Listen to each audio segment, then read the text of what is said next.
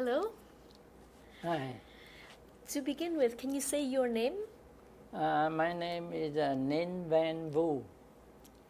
And could you start by describing your life in the final years of the war, before 1975?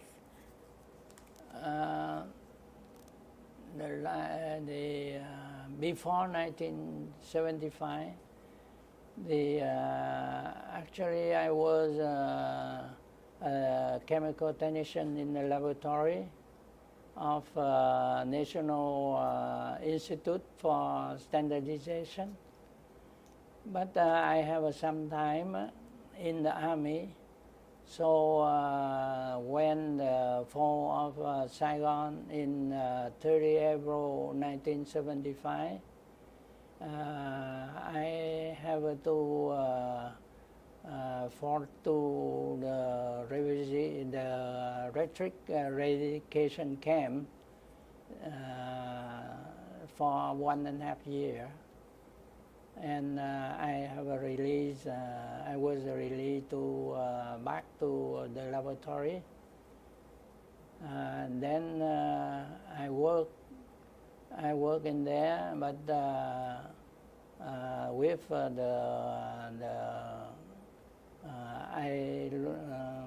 the situation in the society with the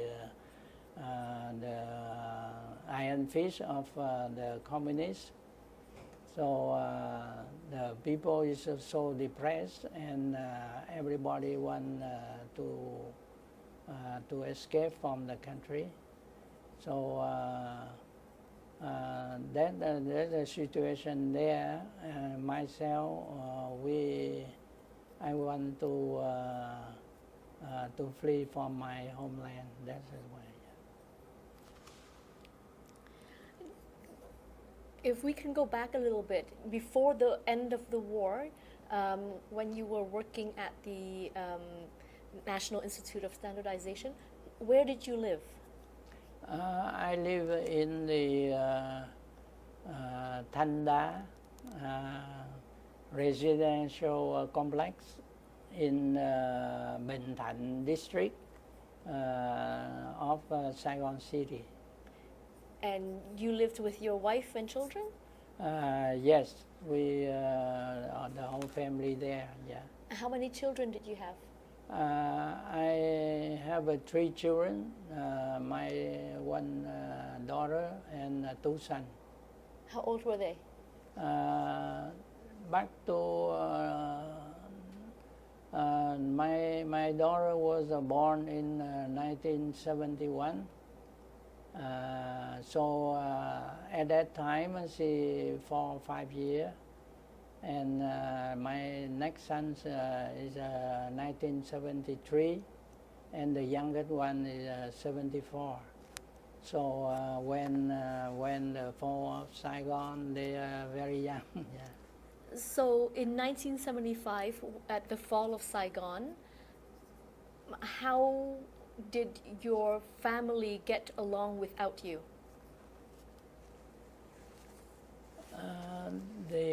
Actually in that situation when I flee from my homeland. Before that, when you were sent to the re-education camp?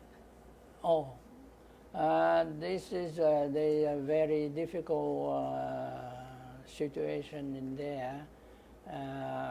But fortunately, she was supported by both sides, my parents and her side. But parents still can support her and the children. So fortunately, when I was in the education camp, she can get over something. And on the other hand, she still have a work at that time, a little bit there. Yeah. What did she work as? She worked in like a secretary for the, they call like a court, in court. Yeah, like that. But at that time, she worked like financial something in there, so they still need, so she can keep her work at that time. Yeah. She was doing finances for for a courthouse. At least she can have some financial, some income for a little bit there. Yeah. So she worked for the courthouse. Yeah. And what was life like for you in the re-education camp?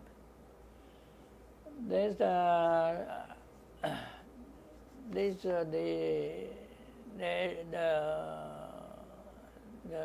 difficult situation is when one of, for example, the room like this, we have around 30 men in there. So one of us gets sick, so the other easy to get sick. So they have no medicine at all. So that is number one. Number two is they lack food. No, not so much. For example, we lack sugar or something. Very seldom we have fish or something for with rice. Mostly very little food in there. So that is the hard time at that time. Yeah, but later on they transfer the one they can select and transfer some of us the other camp. You know what I mean? So all the time like that. Were you indoors? Were you kept indoors the entire time? No, this is this is actually the all of the army.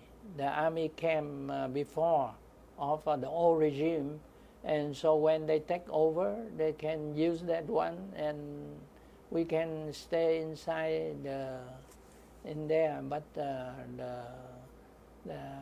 some of the thing, some people want to escape from the camp is they can get killed. Yeah, that is a very tough. Yeah. Did you have to work? No, they at that time no, not too much work. No, a little bit. They go for outside to grow the vegetable or something, but not the hard work, but or get some wood for cooking or something. And you were in the re-education camp because of your time in the army service. Yeah, right, that's right. And that time in the army service, that was part of conscription? That was mandatory service? Was that did you join the army because you had to?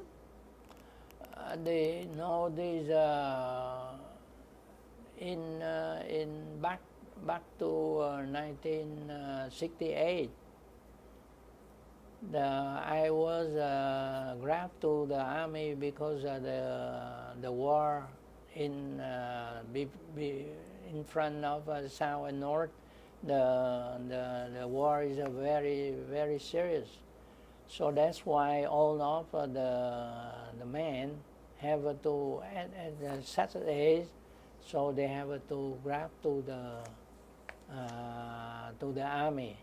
And actually, at that time, I worked for the laboratory belonging to the government, but they don't allow anymore to stay in outside. They grab into the army. Everybody had to serve. Yeah, everybody. Yeah. For how long? How long did you serve? I stay from 67 to 1970. Yeah, around more than 2 years, and then at that time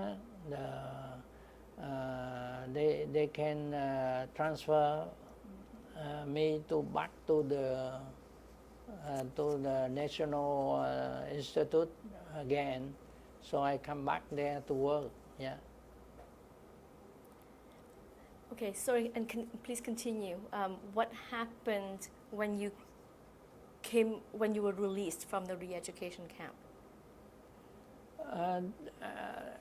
When I was released to refugee camp, I come back to work. But actually, at that time, the situation in the south of Vietnam, because the laboratory is a work for the standardization of the product, the local product, something. So at that time, the working of the factory in the south almost totally dead, because the communists, they take over something, and they don't have manpower to run. And on the other hand, they cannot import the raw material for the factory or something. So I would say that most of the factory is totally dead. Yeah, with so that's why it's related to working in our institute. So we don't have work. So we just actually the reason I was released, because I have to keep the equipment of the section I'm working in, because the laboratory is a different section, different department. So they need some people know to maintain. There's something later on the work, so that's why. Yeah. So there was work for you, but the situation was there was a slowdown. Yeah, slowdown. So so the activity of the institute temporarily stopped. It cannot work something, because the whole industry or something in the south is temporarily like that. It takes not only 1 or 2 years.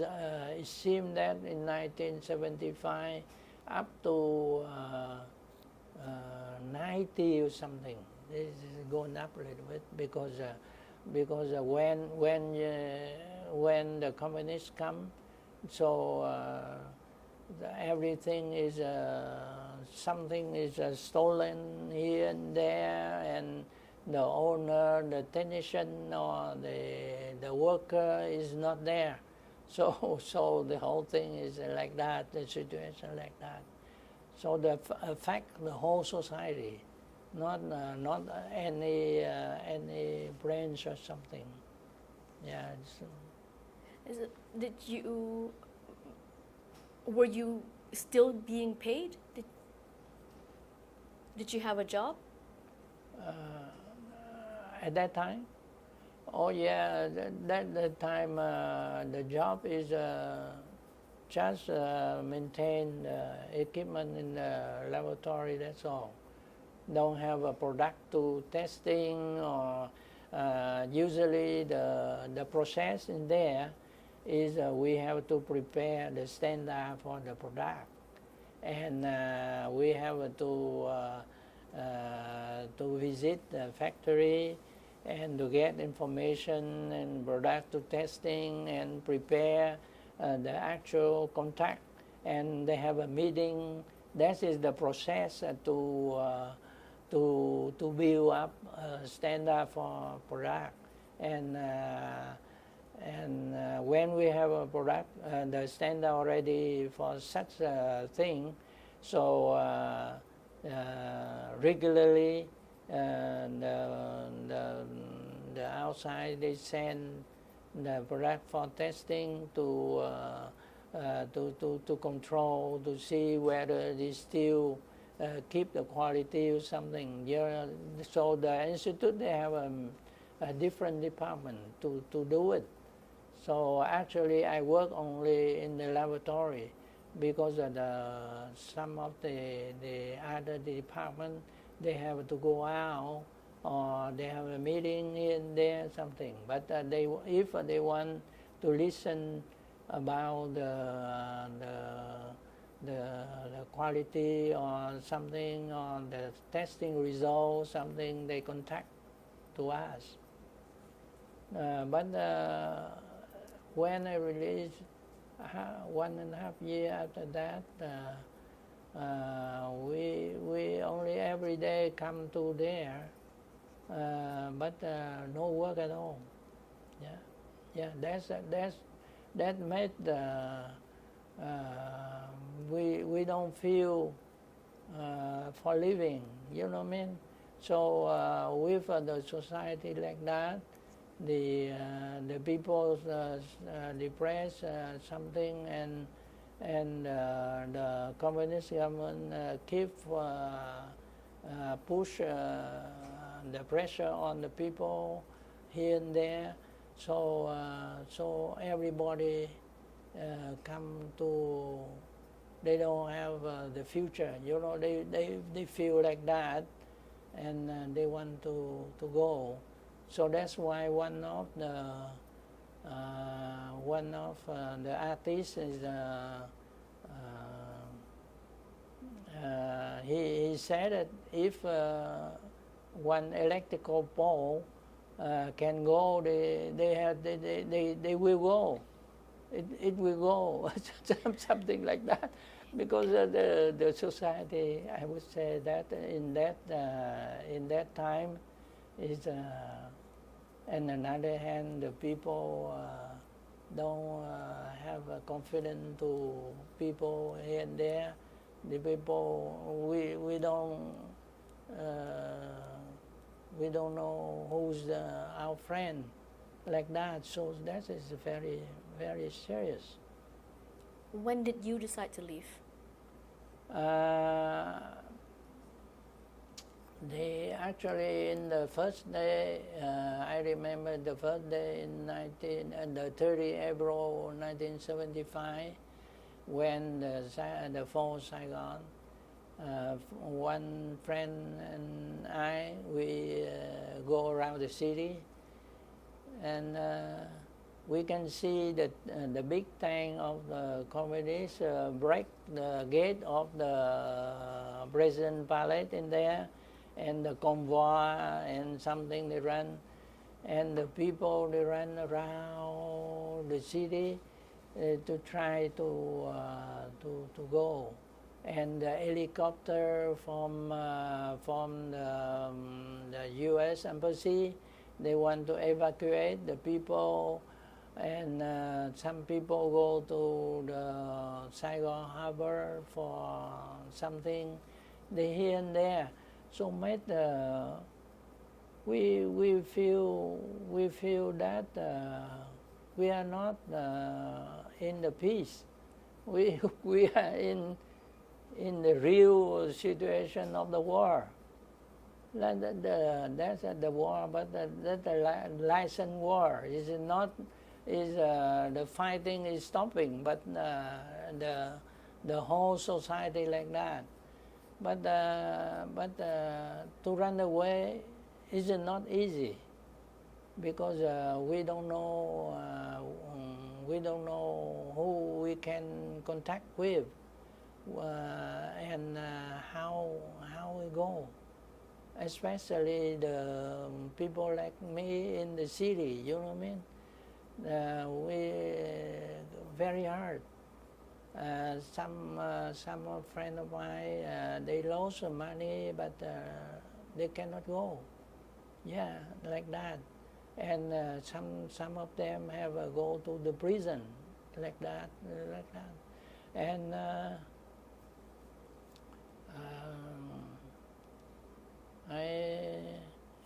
until that's a situation like that, but until 1980, Then at the time, because the reason is 1978 and 79 is the big flow of escapee in outside.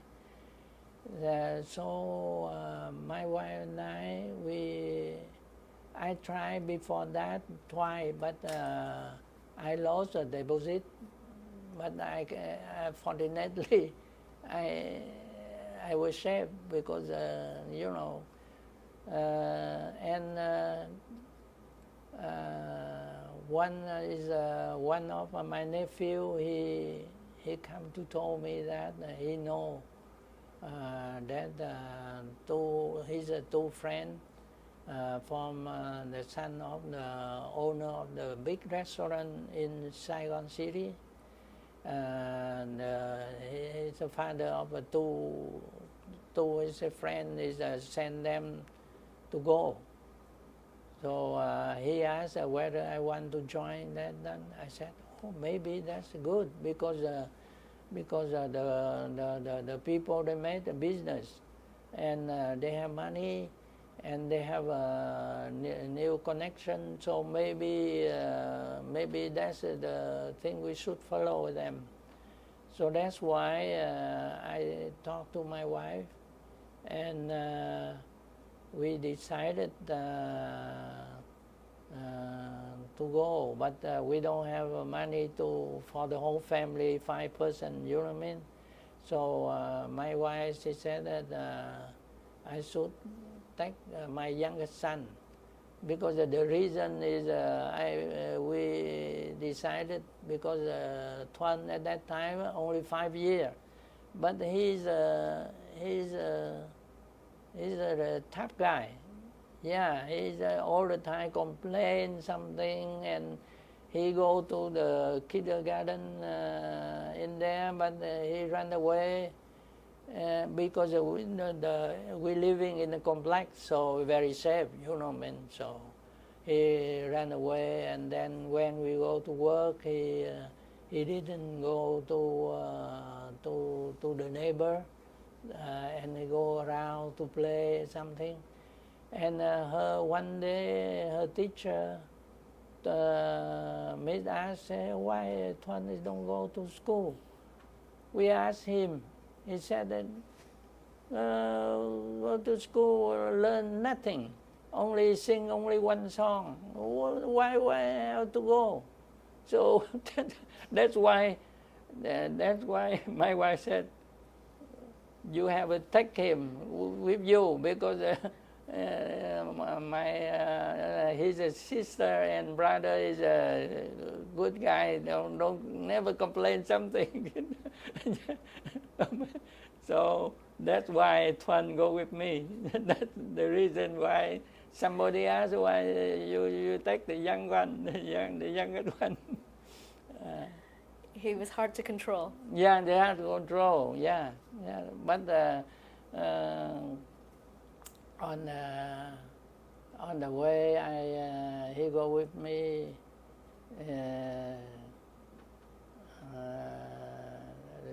That day is 6th of March in 1980.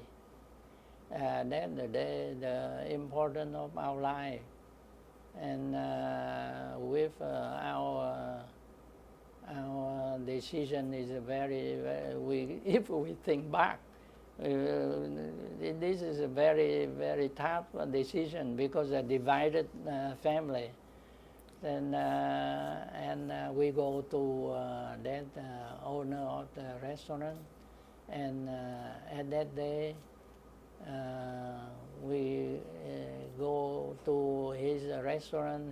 I remember he made a soup for me.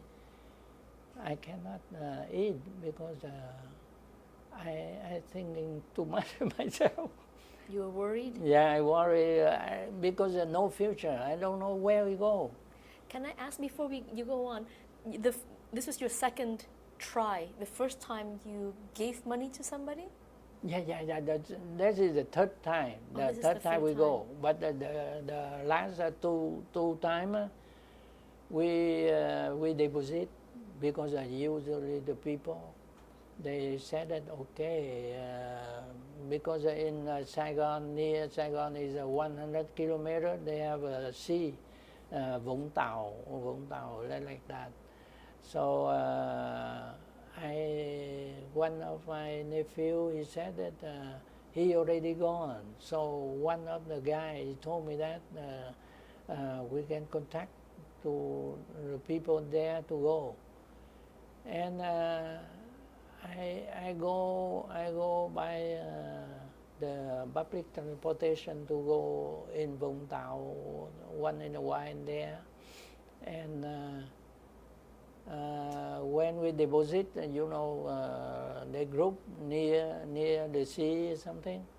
But when you finally, when they deposit, for example, they said 2 hours of gold to go. But we put deposit only few, not a little bit of ring or something. And the day they didn't call. So we lost money when we scared to come back because if you go in there, sometimes the police know where, because we are the people living in the city. We go to the rural area like that, and on the other hand, that the area the people escape. So easy to be caught by the police. So that's why I lost to deposit. That happened twice. Yeah. And each time you were waiting for a message to tell you to come, but the message didn't come along. No, yeah. And both times you were hoping Both to go I with the died. whole family.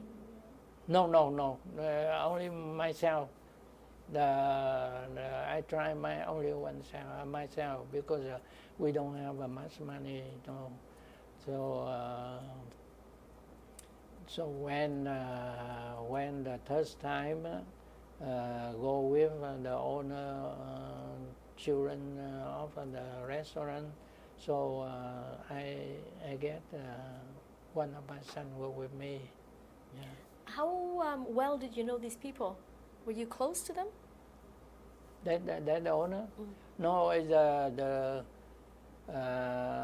my nephew is a classmate with his children, his 2 children. At that time, 2 guys, one is 17, one is 15 years old, 2 sons. He have 2 sons.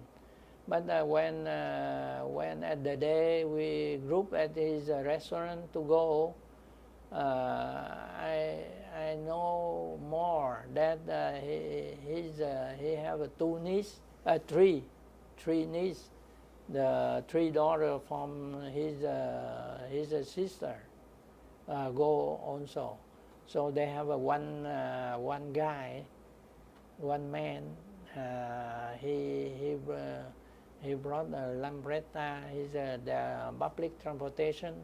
They can carry the 7 person to go to the Delta.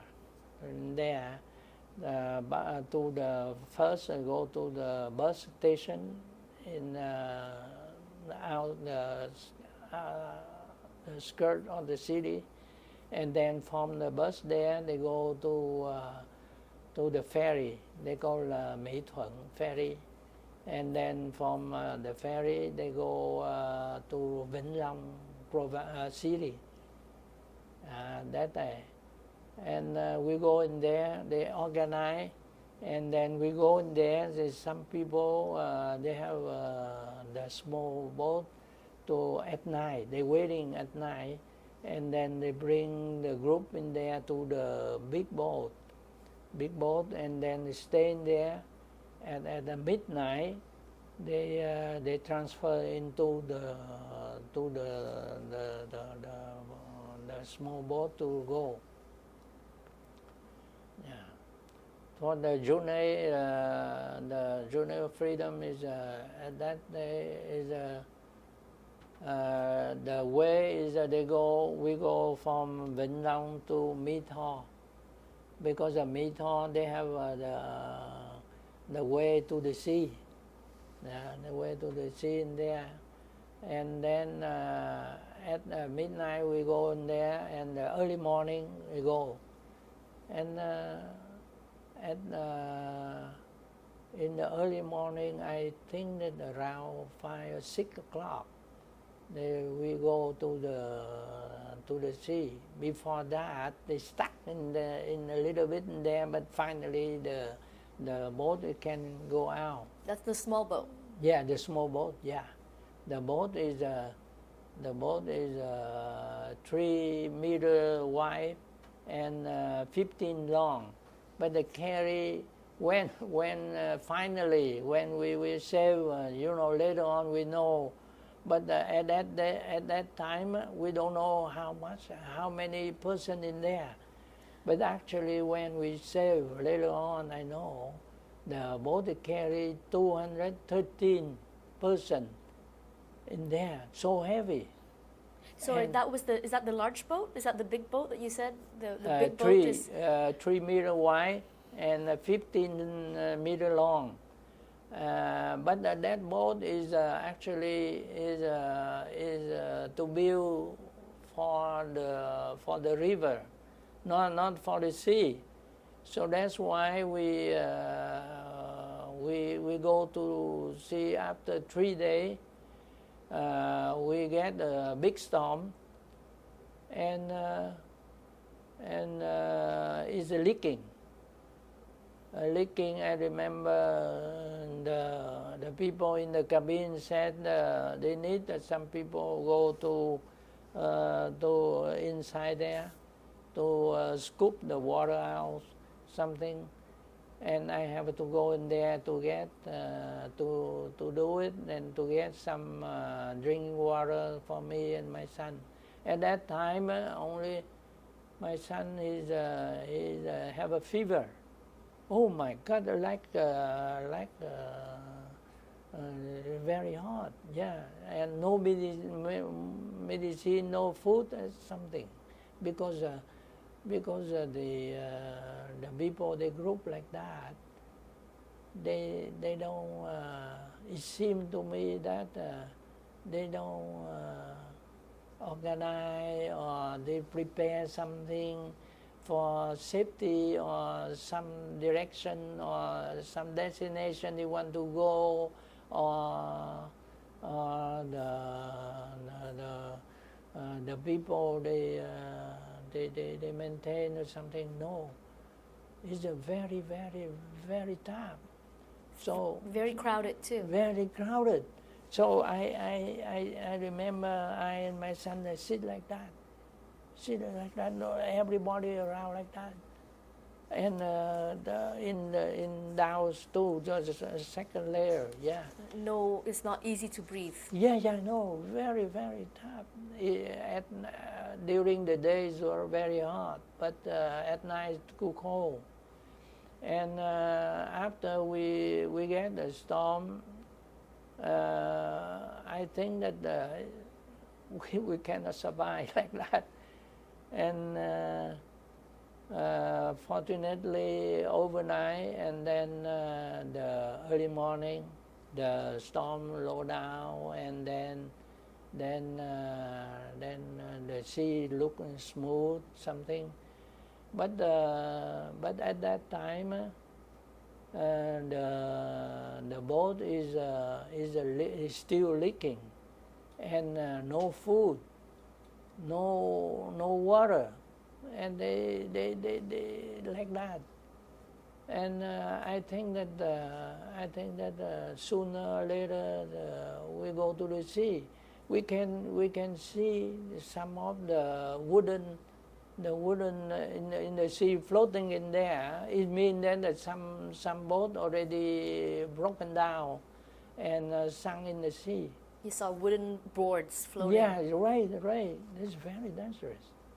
And later on, back to refugee camp, I know that by the High Commission of Refugee, the report, those year is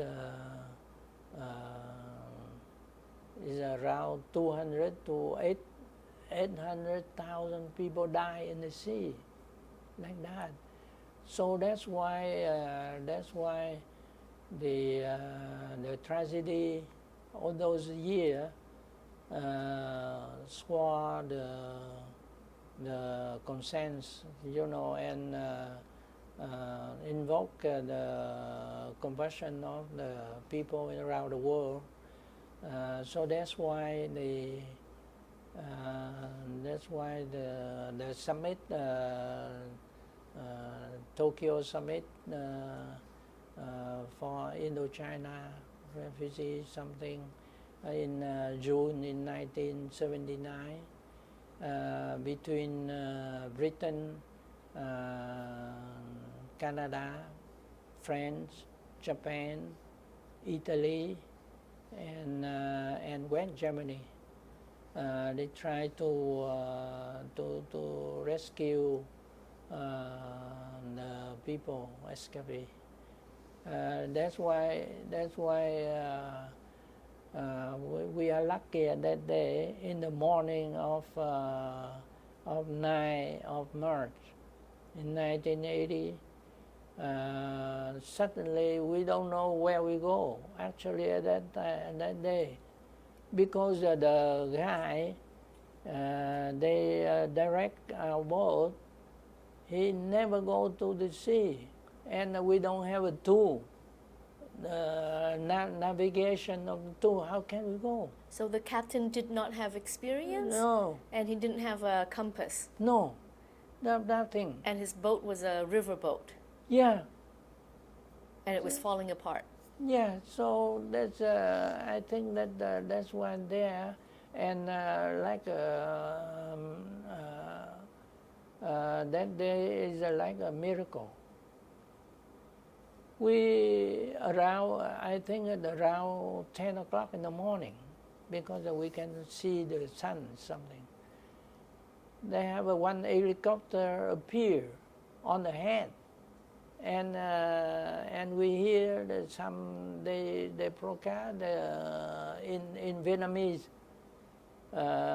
Chúng tôi là tàu Tây Đức đi vớt người tị nạn, xin đi theo hướng của trực thăng. We are West Germany ship to rescue the boat people. Go that direction of the helicopter to be saved, to be rescued. That's why in until around 4 o'clock at that day in the afternoon, we come to the big boat of Cap Anamur, the name of the West Japanese ship. Yeah. They yelled this out to you in Vietnamese from the helicopter, from a helicopter, through a megaphone or something. Yeah, right, that's right. And they led you to the they led us direction. They fly slowly and direction to go. And when we reached in there,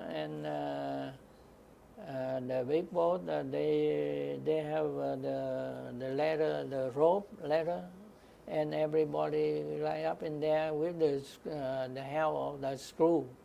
They come in there with the woman and the children. They help. What did the ship look like? The ship is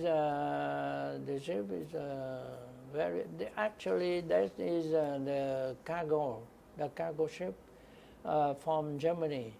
But Dr. Nedek, he feel heartbreak when he come to visit Malaysia at that time, because in 1978 the Malaysia chased all of the boat people out of the island. So all of the people there is sunk in the sea. So he feel too bad. So that's why he with the other famous people in the world like He raised SOS, and he come back to uh, to Germany, and he collect money from the people, and the owner of the ship is allow him to have that. So he only used that money to hide the screw from Philippines, and all of the doctor and nurse, the volunteer, bring the ship to the Pacific Ocean to save people. That's and How many other people were there? Other people on that ship from other boats? actually, the ship at that time, when he saved up to 1,000 people, so he bring all of the ship will go to Singapore, because Singapore don't they call the refugee camp, but only keep for the people saved only, not they don't receive the individual ship going there. So that's why every time the ship can save 1,000, around 1,000 they bring in there, and then put in there, and then go again to save something. But the Dr. Nedek have to ask the German government to allow the quota to receive how many people, because very hard at that time. Is most of the country don't accept so many people because they have their own problem. Yeah, so that's why Captain Moore allow us to go to different delegation to interview if other country can accept us, so we can go. So Captain Moore can have more save some cost, some people to save more. So you were brought to Singapore. Yeah, right. How long were you there for? We come in there in 11 March on 1980, and I go to interview with a Canadian government and something. But before that, I contact with my sister in Montreal. She and her husband escaped from Vietnam in the last day, 30 of April 1975. In the last minute, in there they go by Trường Xuân, is a very famous Trường Xuân ship cargo, and she gave birth in the sea, in the ship. So that's why they transfer by helicopter her family to Hong Kong in hospital, and then from Hong Kong she was accepted to Canada. So I in Singapore I contact to her, and she willing to sponsor me and my son and the two boys from Mr. Quế boy, and that's why reason why we go in there, because actually we never think when we survive like that, everybody in the camp would like to go anywhere to live, because that is we just go from hopeless to to something safe. So But anyway, so I contact to when the Captain Nemo in the harbor of Singapore, the U.S. delegation interview something, and they may get the people relate for the old regime of the South, but we had to wait. But when during the time I contacted my sister, she said, okay, I can sponsor something.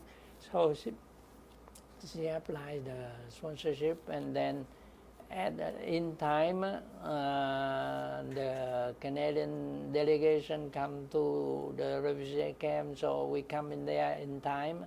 So I worked on there in only 2.5 months in Singapore before we go to Canada on 18th of July 1980. Yeah. What were conditions like in the camp?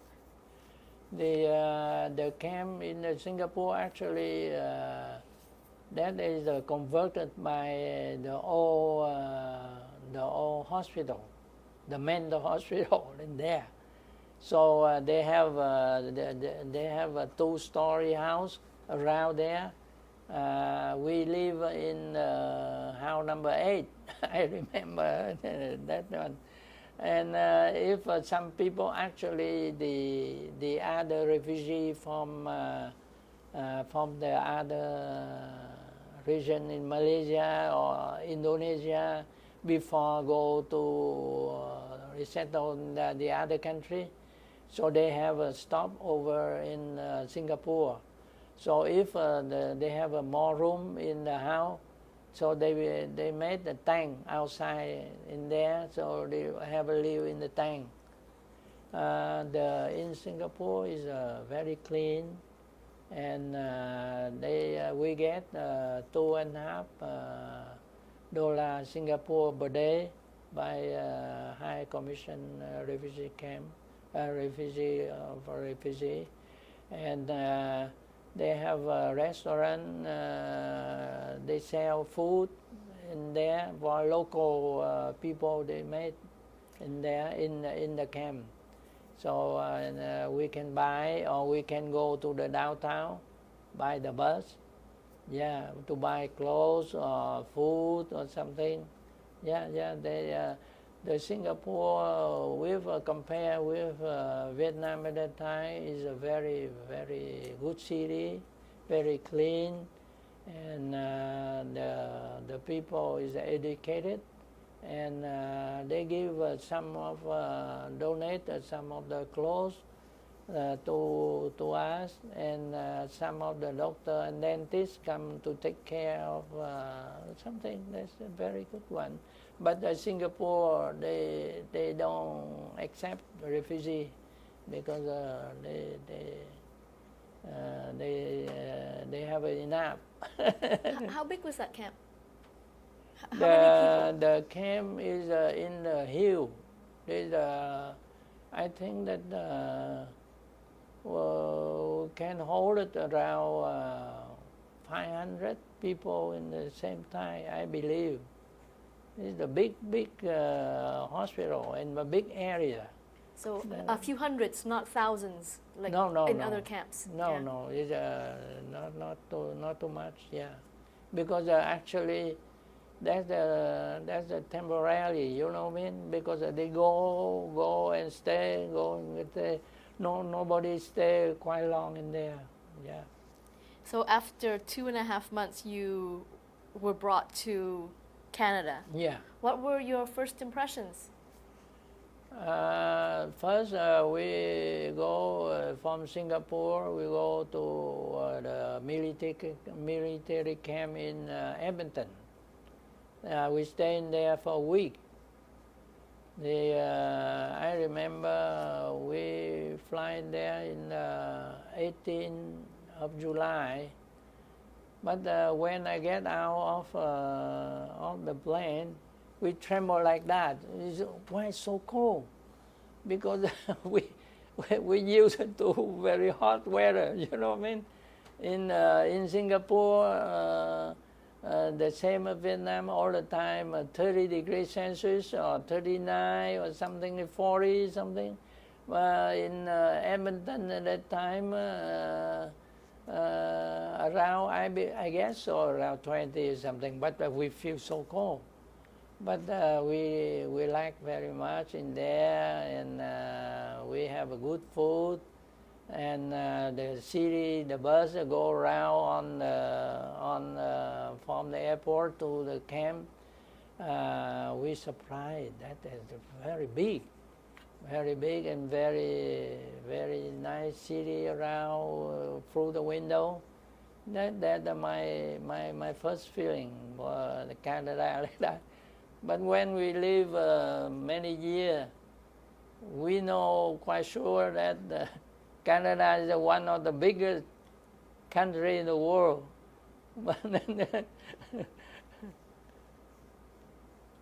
But not so, the population is not so more much like that, but some of the country, we love it. Yeah, we stay and we have a chance to travel around a little bit. We love it, yeah. What were your first days and weeks like in Montreal when you got there? We stay after a week in Edmonton. We transferred to the Long Point in Montreal, and I stayed in there for a few days. And my sister come to receive us. And the first we see her, and she also our sponsor. I feel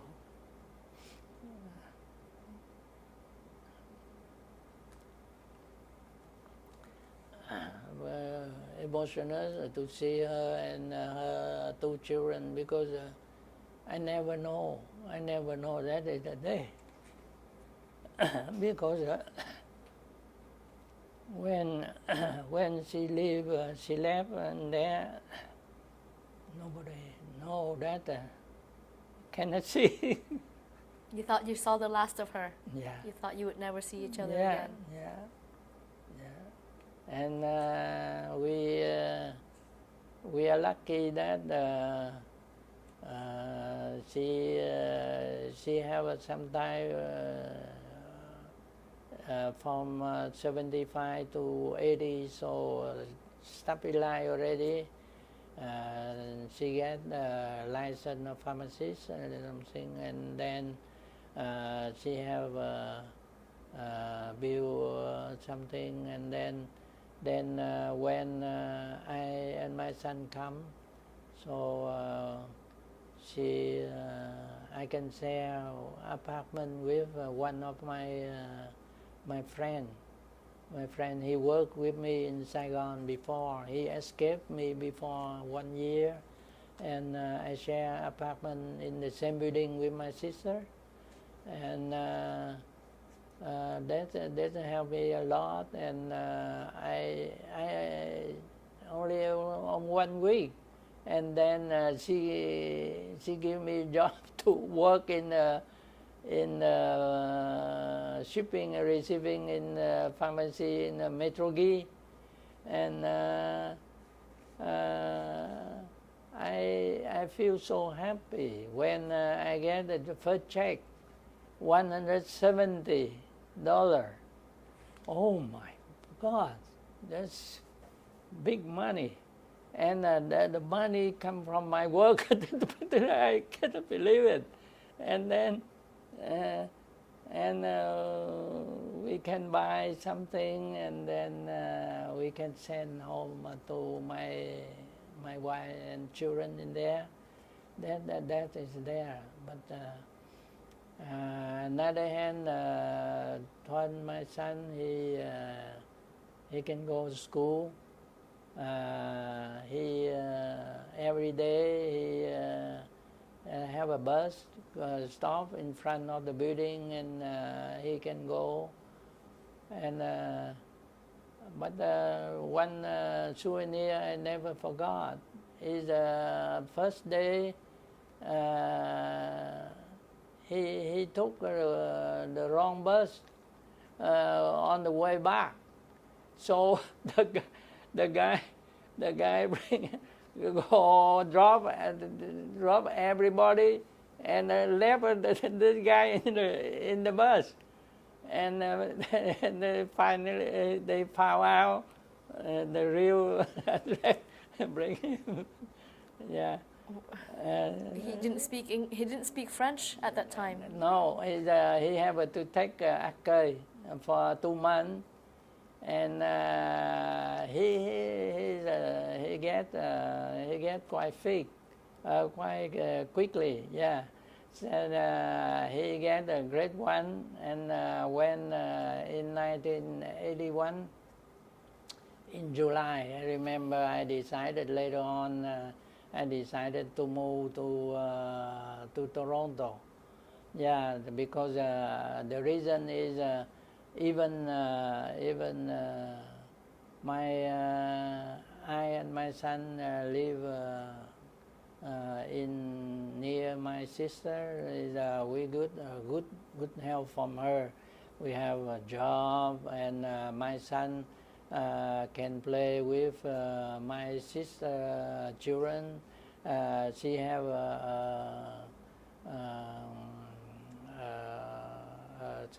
the Monique can take care of the 3 children. They're very good for me. But actually the situation is at that time in Quebec, they have a have a referendum before that. So some of the company, they move to Ontario. That's one of the reasons. The second one is and I have some of the people, they escape in the same boat. They live in Toronto. They visit Montreal. I met them in there, and they said that in Toronto at that time they have a lot of job. They said. So I tell my sister that I want to go a little bit to see more chance to find something, you know what I mean, suitable with my experience in the past or something or like that.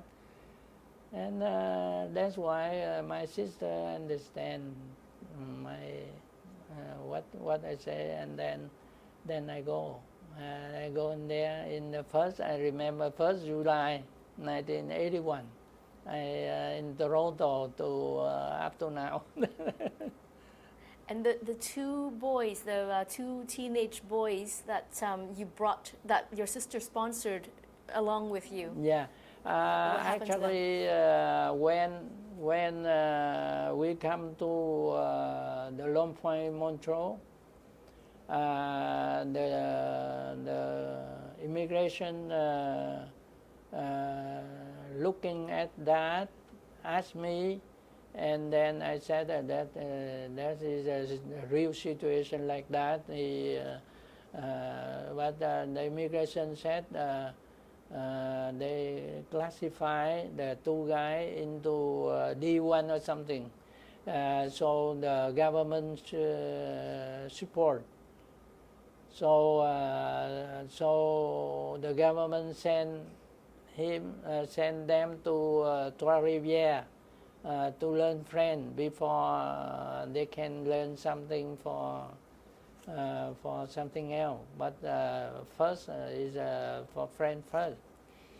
And then a month later, I remember, and I come to Trois-Rivières to see them, and they're happy. They're happy there because not only them, they have some of the teenagers, something. At that time, the government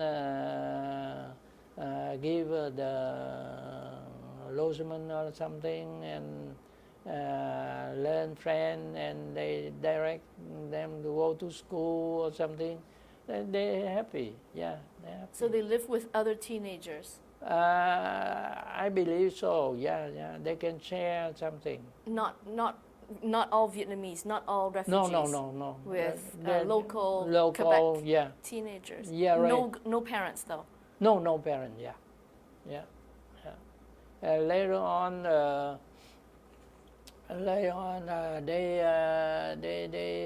they learn welding, and they work. After 1 or 3 years, they working in the welding field, and they move to Coeurs, and then they have a job in there, and they sponsor their parents and 2 sisters. Then they sell their restaurant in Saigon, and they move. They move. I think that they move around. They come in Canada around 85 something, I believe. After my wife unified with me in 84, so we can meet them in here in Toronto.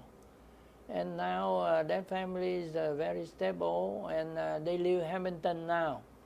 And once in a while I visit them, and the Mr. Coeurs is passed away already a few years ago, but his wife still with 2 sisters and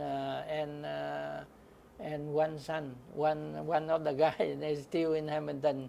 One is married, live in Los Angeles now. Yeah, so that's the situation on the family. They're happy. Even they say that they sell their restaurant is very cheap when they move to Toronto, because at that time is a different situation, in Vietnam. Now is worth like 1,000 times like that. So but hey, now you have happy now in Canada, so that you reimbursed already. So why you complain?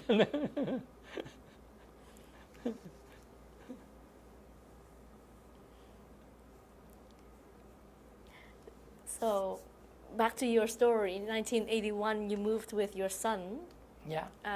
To Toronto. Yeah. At this point, did you receive any kind of help to settle in, find housing, find a job in Toronto, or you did it all yourself? When I in here, I rented the room in the house, and later on we share with the room in the place with the other people, like a refugee with us. They come in different boats, but they live in like that. We share in the, for example, the first time I rent a room in 22 of Cackling in near Washington subway, and later on I moved to the room in the house of 444 on Saw Street near Washington and College, in downtown Toronto, and because I have to choose where we can send Tuan to school, very close, because he's still young, so I remember I can teach him how to cross the street in the morning, how you take your lunch, something, and then go to school, something. After school, how you go back, something. He know quite sure like that. And later on, in the first school, he stay in Christie School, near the Christie subway, and later on I live in the 444 Saw Street near the Washington School. The Washington School, they have a daycare, so this is a very good one. So after after school, 3:30 or 3 o'clock. So he go to the daycare. So 5 o'clock and sometime later something. So I come to work, back to work, I pick him up like that. But later on, one of the men, he have his daughter in the daycare too, but he the cook for the daycare. So his house is very close with the school. So he take Tuan with him to his house. Yeah, so I don't care. Sometimes traffic something, I come later than 5 o'clock because the daycare cannot keep longer than 5 o'clock. So sometimes 6 o'clock or something. So I come to his house to pick him. And he's a very kind man. He give food to Tuan when he give his daughter something. So that's why we survive until the 15th of August 1984. My wife and 2 children is come to Europe with me in Toronto. That's why So was it? So Tuan was living with you. You were at work. Yeah. Did he miss his mom? Was that difficult for him? He missed and he loved his mom. Not only miss, he loved it because when I remember when we share room, some of the people have family, only no kid, but they have they married something, but some of the single. Some of the girl at that time tell Tuan, "Hey Tuan, I want to introduce another woman to your dad. So you have mom." I said, no, I don't want it. I will beat her or something. No, I don't want that. So how you know your wife, your mom? Oh, I remember my mom. My mom, she have something dot in her face, a little bit in there. And later on, I myself, I don't know, I don't remember that one. He know. And later on, my wife come. I tell her, she said, he remembers she have like tàn nhang, freckles. Freckles? Yeah, some kind like that. She have like that in the face.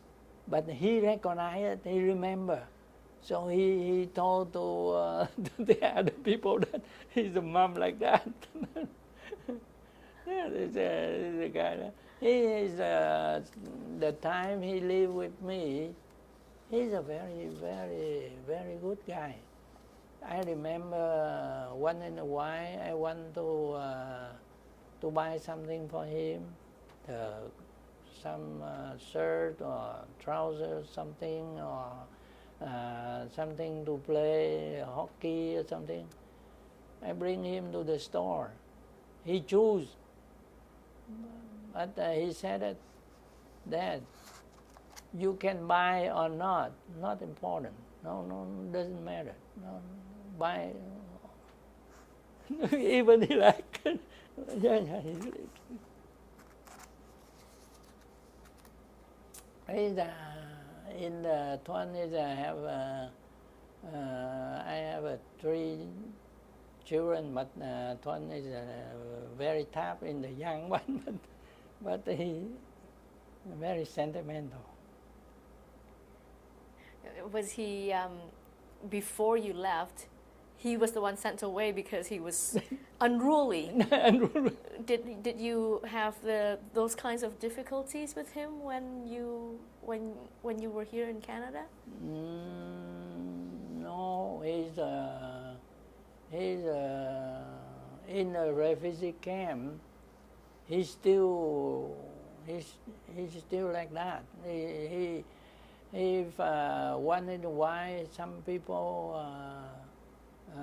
complain to me that he fighting with the other kid.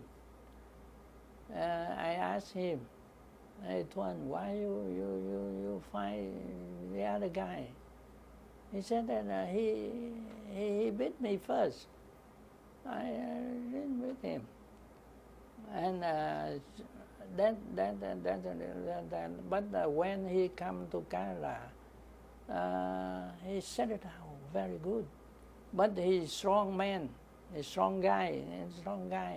All the time he play. I remember I buy for him a bike.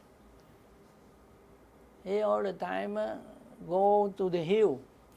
I said, Tuan, why you go like that? Dad, don't worry, because when you go, you don't sit on the seat. You have to stand.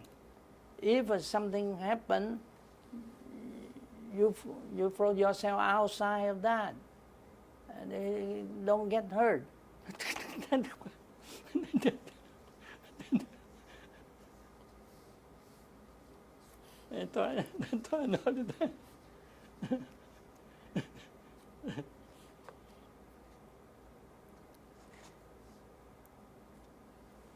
So that's why now Tuan have 3 boys, and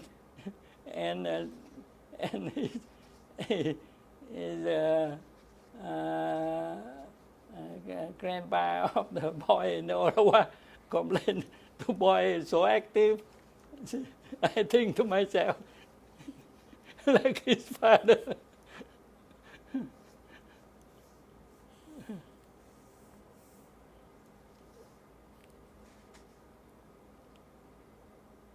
But, 3 years later, in '84, when your wife and your 2 other children managed to come over, was there any kind of distance between him and his mom and his other siblings? They actually when the family unified something, and Tuan is almost is the guy. Is a help to his sister and his brother. Yeah, that's because he knows something. I back to that. I remember I told you that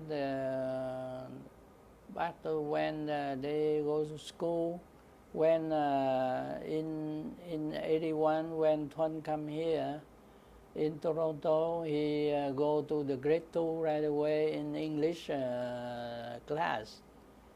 And the first day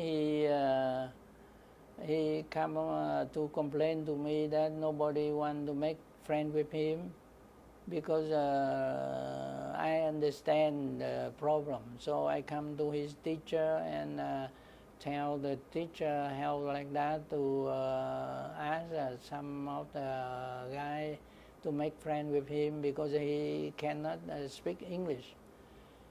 And when he have friend, and then he get right away. Yeah, he get along, and then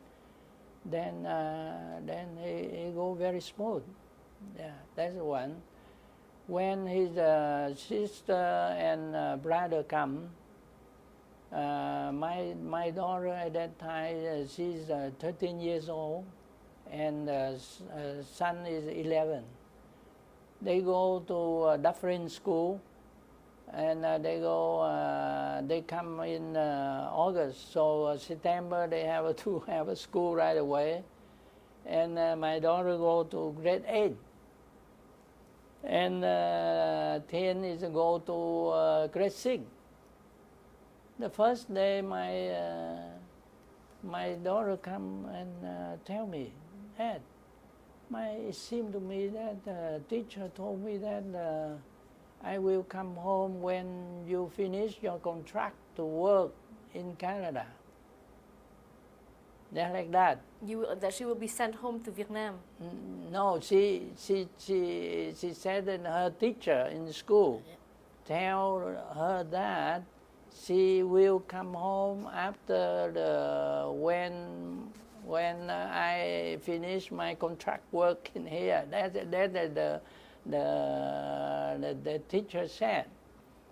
But come home means back to Vietnam, you mean? Yeah, something kind of like that. And then they said, Dad, I don't understand nothing because the teacher tell me. The next day I come to the school and ask to see the teacher and ask our situation or something. The teacher bring me to the principal, and the principal understand us or something. Because he said that this is the first time the school have this situation, so she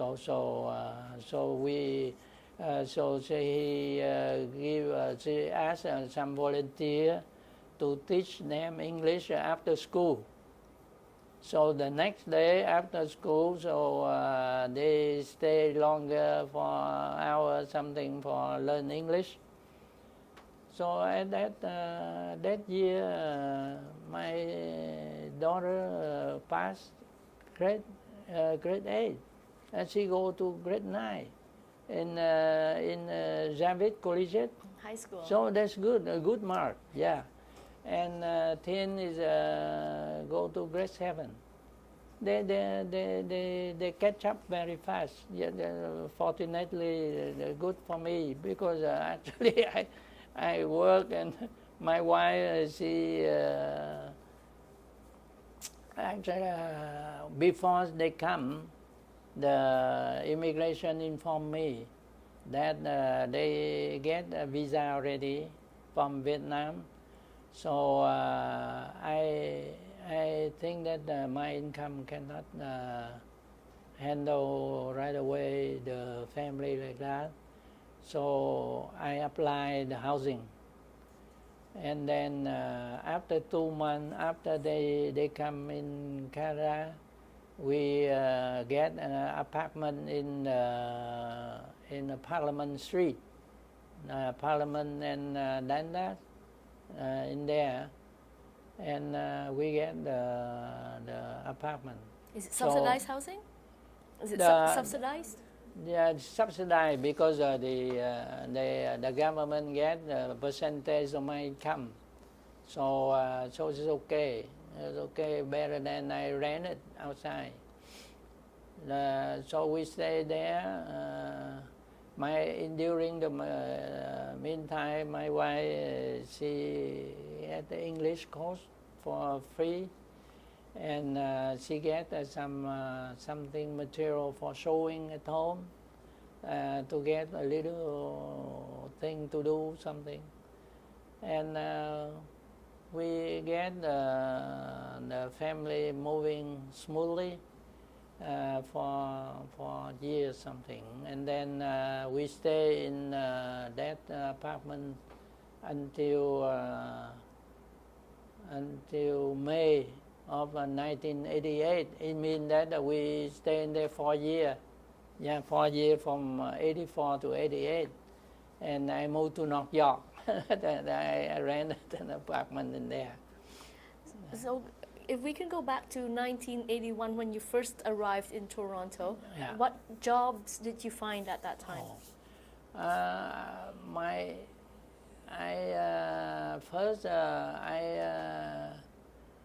I worked for a plating factory plating. Yeah, plating. They made like that, plating. That factory is near the Lauren and Dufferin, up north. So I live in downtown, so every day take a bus or something in there. But then later on, I have a car. My sister gave me a Cadillac, the 1977, the old one. But they still work good. So I use that one to communicate every day. So I work in there for a year something, and then they actually they have a conflict or something inside the plant, something there, foreman and manager, something like that. So the guy told me that I was laid off, but he told me after work, he said that. But next week you can come back. I don't know what going on. yeah, I get the paper layoff, and next week I didn't come. I didn't come to work again because something going wrong in there. Because I work in the plant to take care of the plating plate in there in the process. I go to unemployment office and I ask them, and counselor tell me that if you want.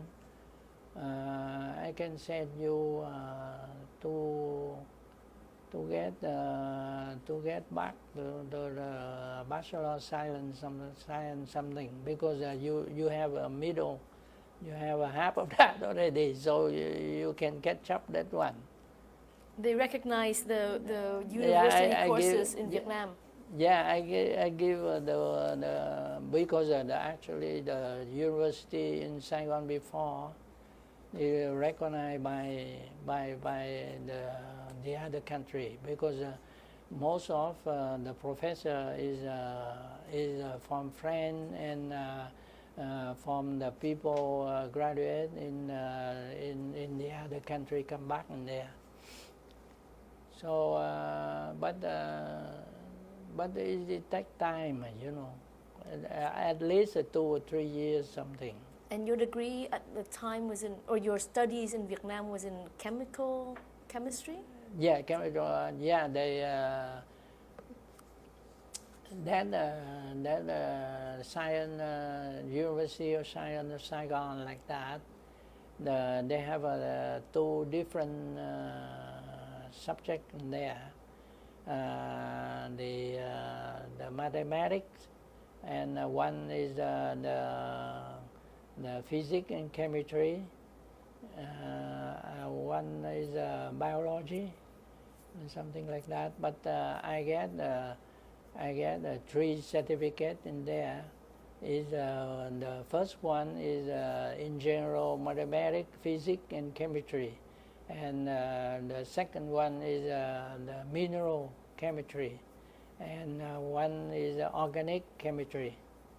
So I need 2 more to complete, is mechanics and physics, something like that. And but the counselor told me that, but I said that my wife is going to unify with me, something I cannot have time I have to work. He said that okay, so during you get unemployment benefit, so you can get a short training better than you stay home. I said okay. So he showed me something to select or something. I remember he suggests to learn about to take care of the motor of the canoe, the canoe in there. And the second one is crafting. Crafting is in general. Crafting course, you can work for architecture, or you can work mechanic, you can work electrical, or something like that. So I said, okay, can I take the crafting course? Because actually when I graduated from chemical college in there for 3 years, they have the subject for crafting, a little bit crafting, not too much, but then there. So I said, okay, so I get for 40 weeks or something, I remember. So 40-week drafting? No, 1 year, one year something. 40 weeks. Yeah, 40 weeks. Yeah, 40 weeks. Not the whole year, but with the English, the course cover around a year something. So drafting is design something. plans. Yeah, right. That's right. Yeah. At that time, they have no computer, so we have to use board and on the paper. Yeah, and Hamburg College, I remember, there and. After graduating there in the end of 82 and 83 something, so I get a job. And then got a crafting course from Lipking Incorporation. The company, they build the forklift truck. So I'm lucky because actually the two reasons is the owner of company, he's immigrant from Italy in the Second World War, so he understands the newcomer. So that is the number one. Number two, I know a little bit broken French. So he needs some people know a little bit to do the book for the military, the Canadian military, because he built a truck to supply to the military. That's why, and he get the contract to build the truck for Algeria, Ukraine. So that's why. So with 2 or 3 competitor, I got it. Then I'm lucky, you know. And I work in there until I retire in 2008. Yeah. And Mr. Louis Androvani is a very, very nice man. Yeah, he's successful.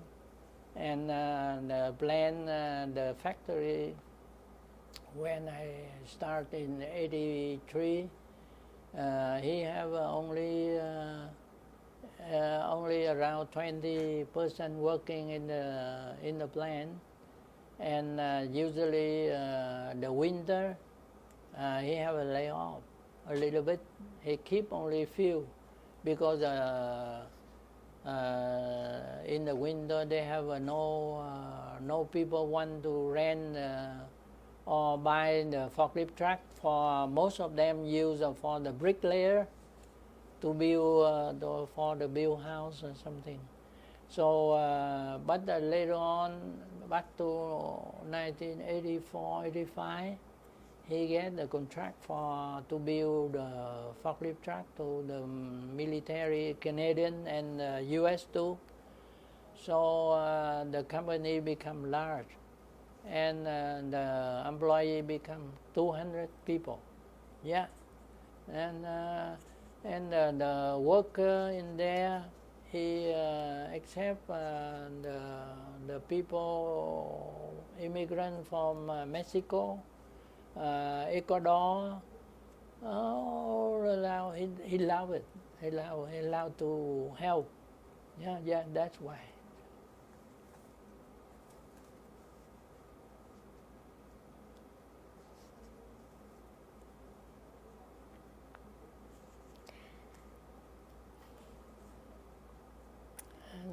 continue when you ask me one and can help get along with my family during the time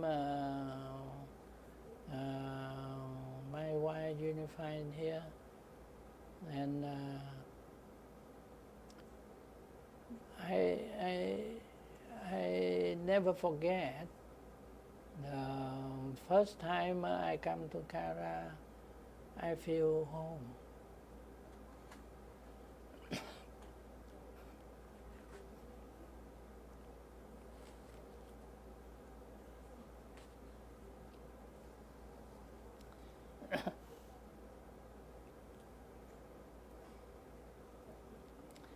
Because the first day we come to Singapore camp, refugee camp, we fill up the form. The nationality, they put stateless. It means that they have nothing. But when we allow Canada to settle down here, the paper said name something, and put permanent resident. It means that you can walk on the ground already. You are alive. So that's why. That's why I told to our children,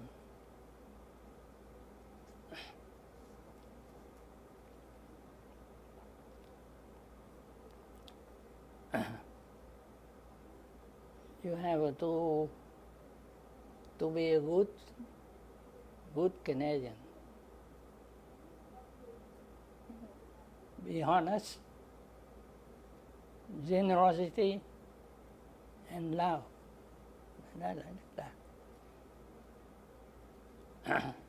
And that's the most thing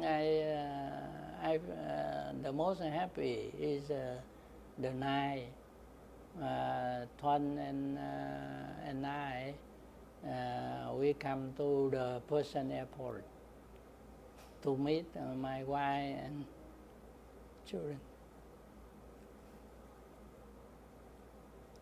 Because actually before the day of 6 March in 1980, my wife and I, we used 2 bicycles to carry 3 children. I carry 2 and my wife carry 1. From Tanda to the restaurant of the owner, Mr. Coeurs in there. It takes around 2 kilometers something, but in Vietnam is a long way to buy. And on the other hand is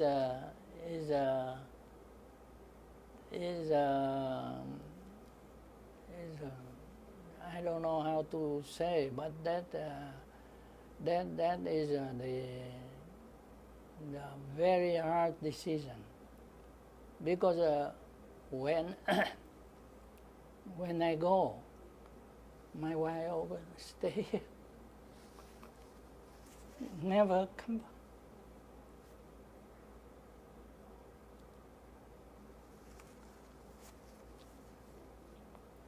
So that's why I feel regret that the communists of Vietnam, when they win the war, but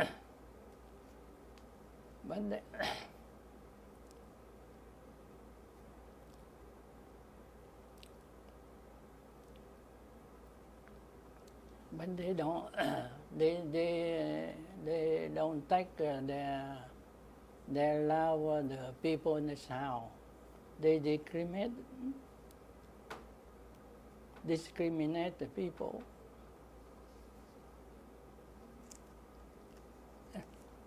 Left the people.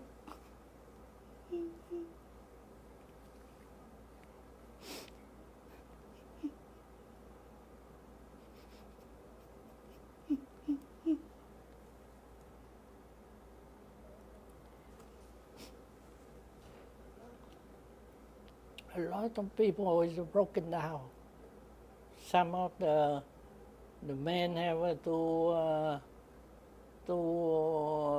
go to the educated camp and die there. Some people run away and they die in the sea. They go to the border.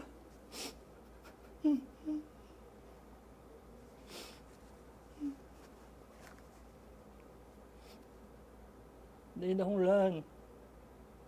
They don't learn the lesson from the United States. They have a the civil war from North and South. After the North win and the South, and they grab together like the same. They can bury the winner and the loss in the cemetery, but in the Vietnam they don't have that. I'm very sorry for that. Very sorry.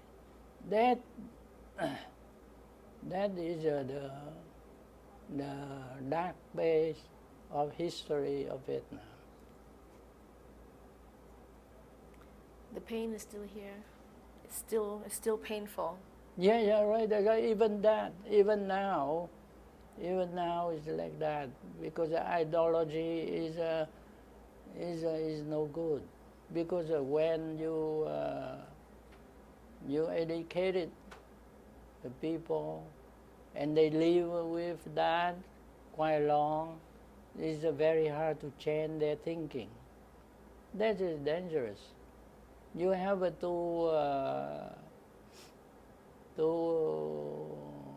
use to re-educate the real education, not the education like do you persuade people. No, you have to educate it with liberally and make that one there. Yeah.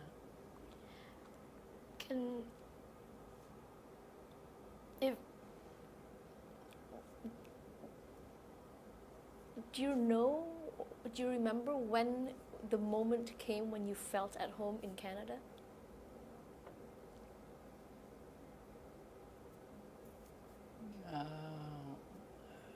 Actually, that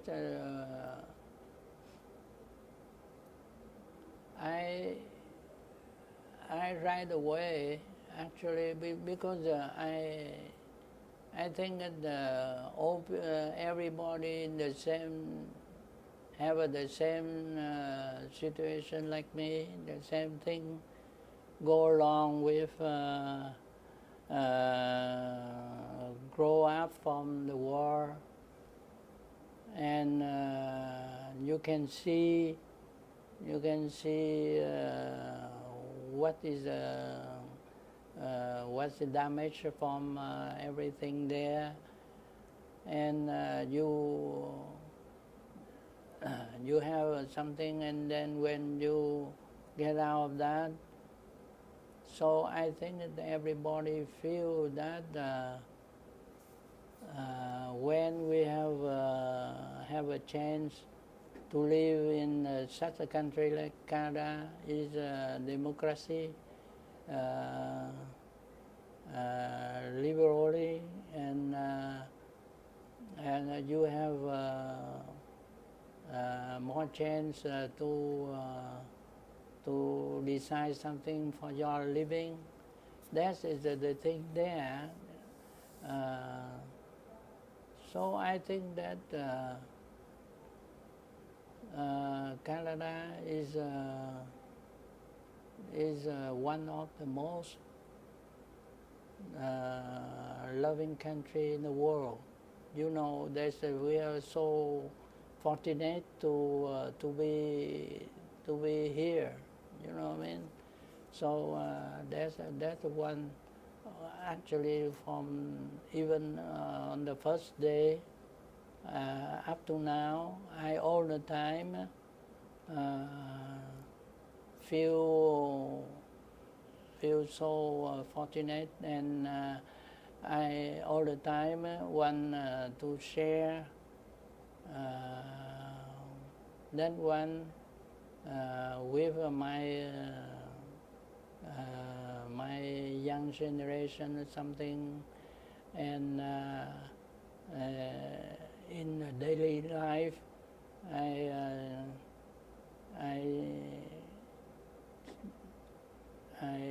share something with the society. For example, when we have something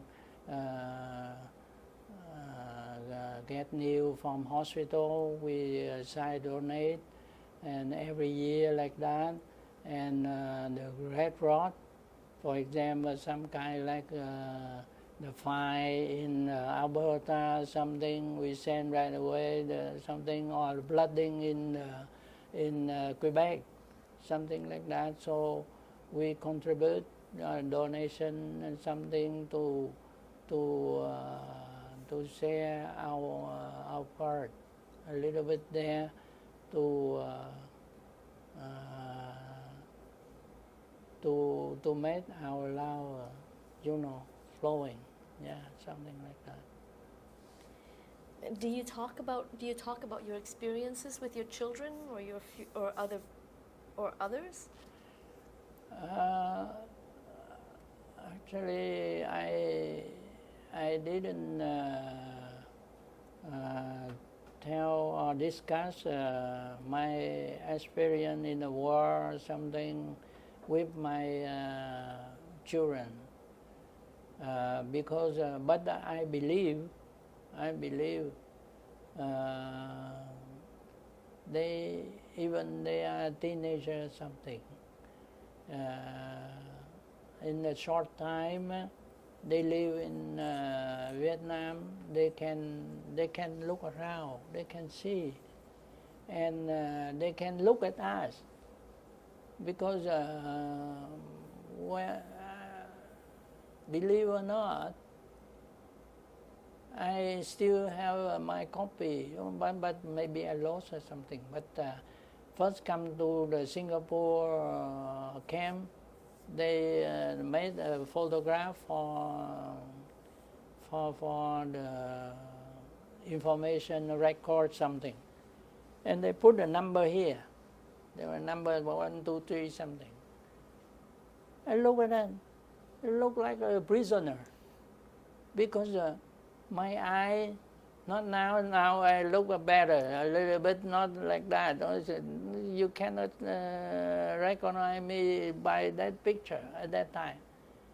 At that time I'm 40 years old, but it looked like 60.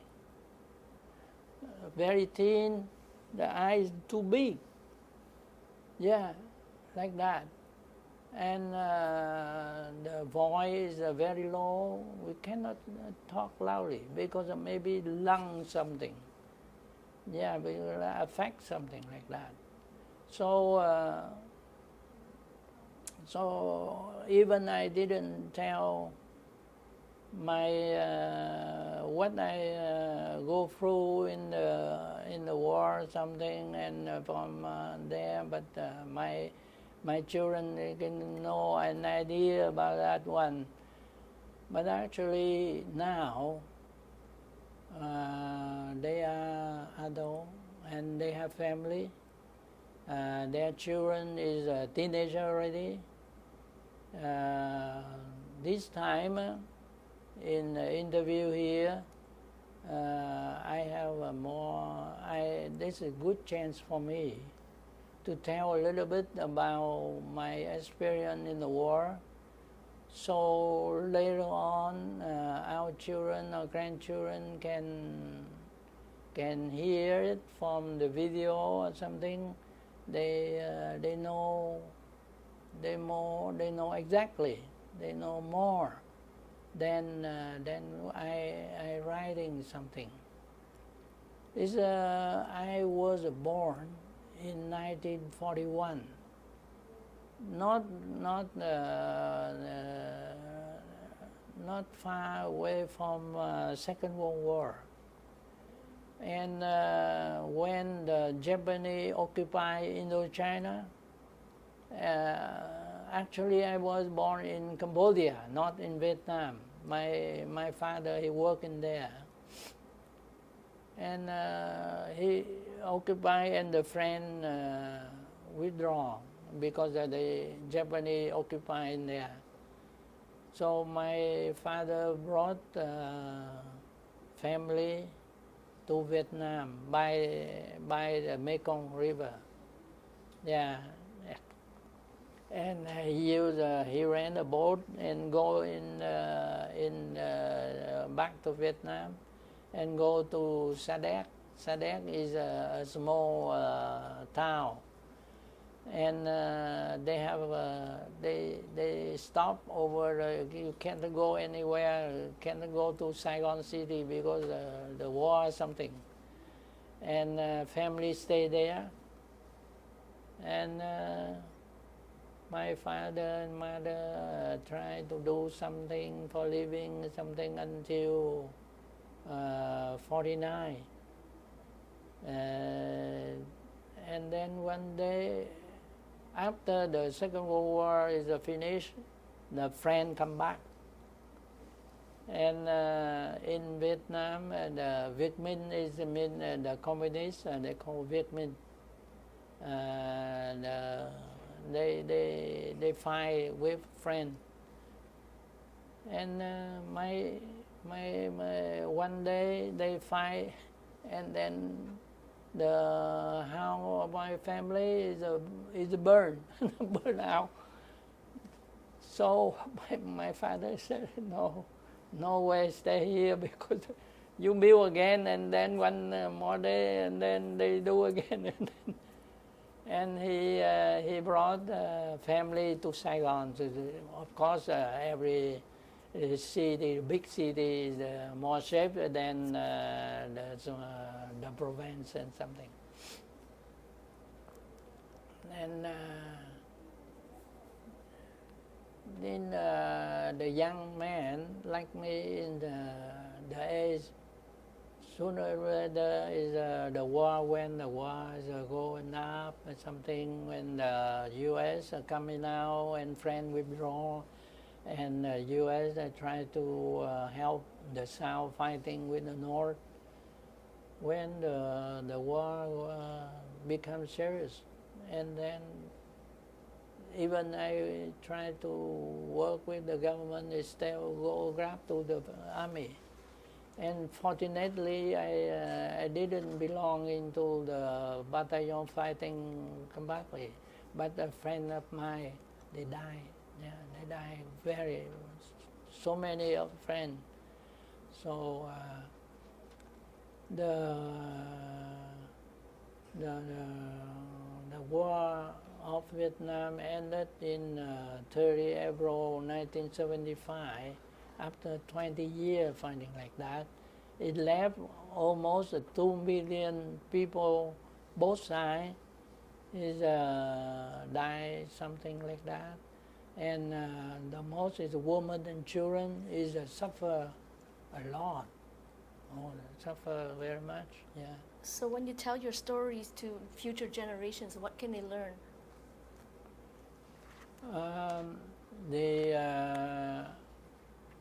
I think that the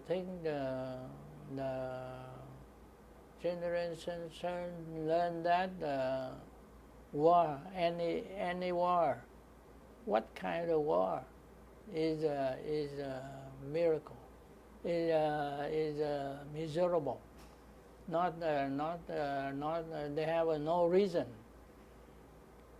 So, but anyway, anywhere in the world, the dictatorship and a group of the people, they want to dominate most of the something. So the conflict all the time here and there, they never ended.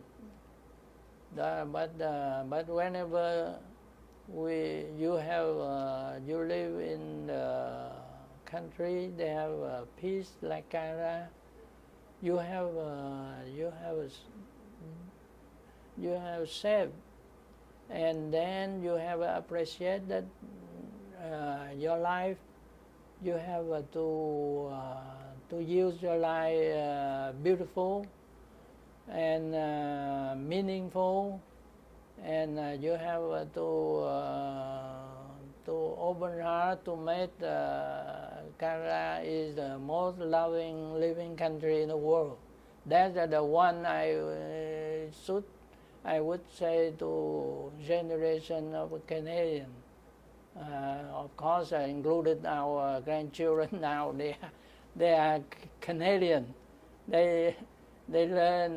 They understand some Vietnamese. We talk up in family, but they talk back in English. Not. Well, thank you very much for sharing your stories with us. Thank you very much for sharing yeah, your before experience. I would say, may I